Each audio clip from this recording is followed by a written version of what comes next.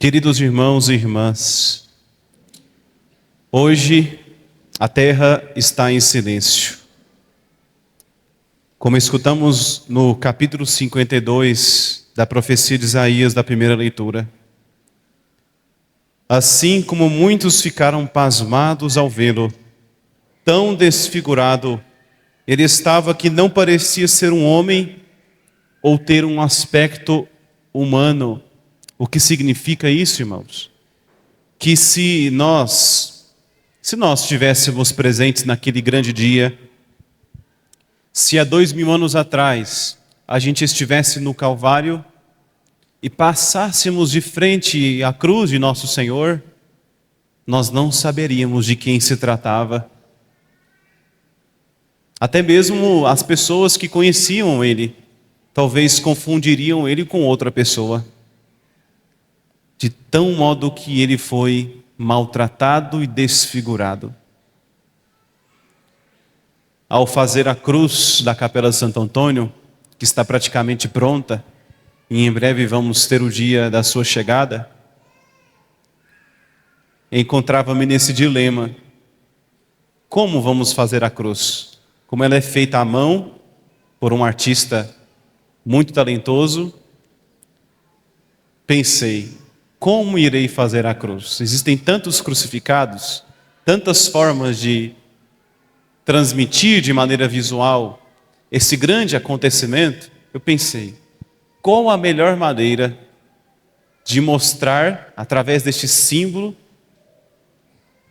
que é uma contradição para o mundo, que é motivo de escândalo, que é uma loucura para os pagãos, como diz São Paulo na carta aos Gálatas, loucura para os judeus, mas glória para os cristãos. Como mostrar esse grande mistério? E eu pensei, claro que todas as manifestações, em geral, quase todas são válidas, mas eu pensei, por que não fazer uma cruz realista? Por que não tentar de alguma forma aproximar a nossa mente do que realmente foi? Claro que não poderemos jamais, nem mesmo o filme da Paixão de Cristo, com todo o seu realismo, com todas as técnicas que foram usadas, com todo o estudo arqueológico que foi feito do Santo Sudário, para aproximar ali as filmagens do que realmente poderia ter acontecido, jamais compreenderemos o que Jesus passou. É claro que o Santo Sudário, que foi aqueles panos que cobriram o corpo de nosso Senhor Jesus, o manto de Turim, temos ali perfeitamente colocados cada lugar das chagas de Cristo. Ainda assim, ficamos no campo da imaginação.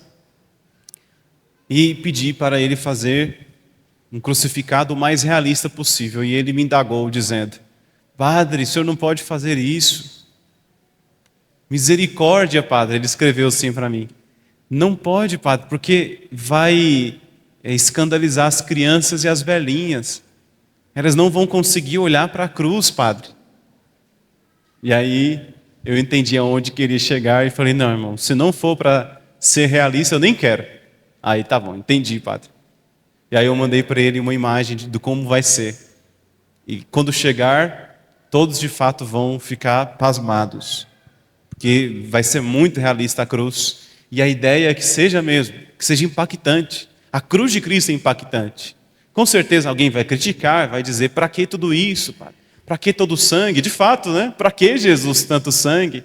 Para que tantas chagas? Cuius una stilla salvum facere, dizia São Tomás de Aquino. Uma só gota poderia salvar. Uma gota do Redentor. Para que tanto escândalo? Para que tantos golpes?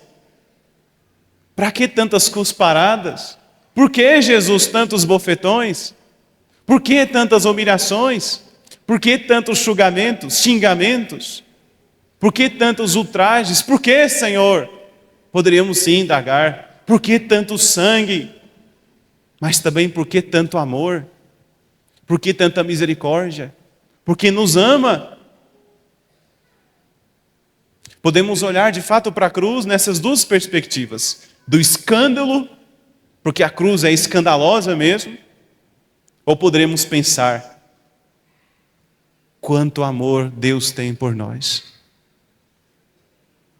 E eu convido a cada um de nós, seja nessa celebração, seja na procissão do Senhor morto, seja mais ainda agora com a encenação, que em breve veremos, de não ficarmos escandalizados pelos pregos, de não ficarmos abismados pela maldade dos homens, que serão representados ali pelos soldados que vão, com certeza, fazer muito bem a encenação,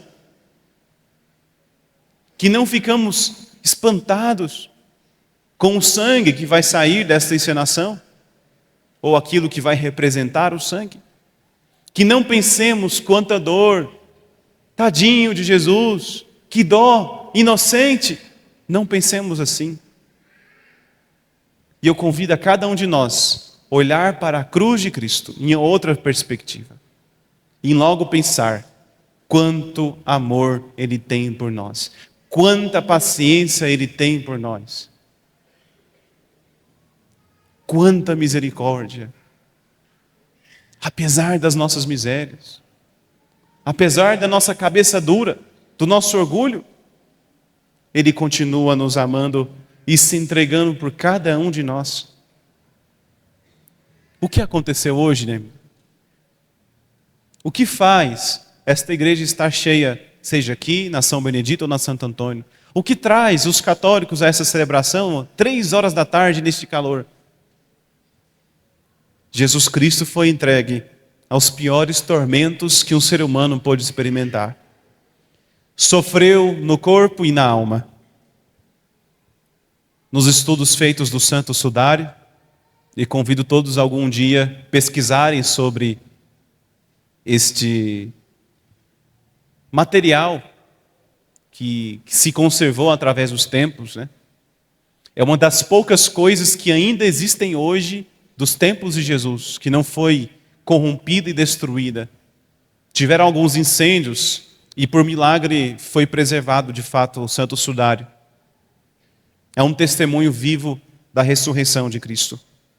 E o que pôde ser analisado neste Santo Sudário? Mais de 300 golpes, inúmeros hematomas, dos socos, chutes que ele sofreu. Feridas profundas nas suas costelas, como também podemos observar no filme que assistimos, A Paixão de Cristo. O que mais pode se ver? Os pés e os punhos de nosso Senhor transpassados. Né? Costumamos representar Jesus com os pregos nas mãos. Mas na verdade, Jesus não foi crucificado na mão, mas em um lugar aqui no pulso onde tem um osso, onde o prego passa e encaixa de tal modo que a mão fica presa, né? Pendurada. Que se de fato fosse crucificado nas mãos, de fato as mãos de Jesus teriam sido rasgadas. Não é que é errado a representação de Jesus nas mãos, porque o significado é o mesmo, a dor também. Mas se a gente for mais preciso no que aconteceu na crucifixão e a representação da cruz que vai estar na Santo Antônio, vamos perceber isso, que os cravos passam aqui nessa região. Podemos perceber, e feito uma análise dessas chagas e também do que era o costume, o tamanho dos pregos chegavam até 18 centímetros de comprimento e a espessura também, mais ou menos 1 a 2 centímetros, que tinham que ser grossos suficientes para sustentar o peso do crucificado na cruz. Porque, como sabemos, a crucifixão era um costume, uma tortura que os romanos costumavam fazer. Geralmente os judeus, quando iriam condenar alguém à morte, condenavam através do apedrejamento. Como no próprio Evangelho de João, nós podemos ver quando uma mulher é pega em adultério, e eles estavam prestes a matar aquela mulher, e Jesus impede que ela seja morta. Também olhamos para o Santo Sudário e vemos que existem algumas feridas na cabeça de Jesus. Feridas essas causadas pela coroa de espinhos que perfuraram a cabeça de Jesus até o seu crânio. O crânio de nosso Senhor foi perfurado por esses espinhos. novamente. Podemos olhar para Jesus hoje, pensar em Jesus, e alguém poderia dizer: quanto sofrimento, quanta dor. Quanto amor, na verdade, foi necessário para fazer o que Cristo fez. E agora trazendo para a nossa vida. Quanto estamos dispostos a nos sacrificar para amar a Deus e as pessoas? Até que ponto nós amamos os outros? Até que ponto nós amamos a Deus? Se estamos dispostos ao sacrifício, e no dia a dia, na vida matrimonial de muitos, e na minha vida sacerdotal, tenho muitos momentos de me sacrificar pelos outros, estou amando verdadeiramente. Esta é a medida. Como sabemos se amamos de fato? Se estamos perdendo alguma coisa. Se perdemos algo por alguém que amamos, e muitas vezes não recebemos nada em troca por este sacrifício, isso é amor genuíno. Isso é amor autêntico. Isto é um amor que transforma de fato. Esta é a medida. O sacrifício de si. Porque foi exatamente a medida que Cristo usou para amar cada um de nós. E Ele sabia. No alto da cruz Ele sabia que mesmo com essa máxima manifestação de amor por nós, Ele sabia que muitos iriam virar o rosto para Ele. Como muitos vão virar o rosto para nós quando passarmos pelas ruas com o Senhor morto. Como muitos continuarão fazendo o que estão fazendo, como se nada tivesse acontecendo. Jesus também derramou o sangue por estes.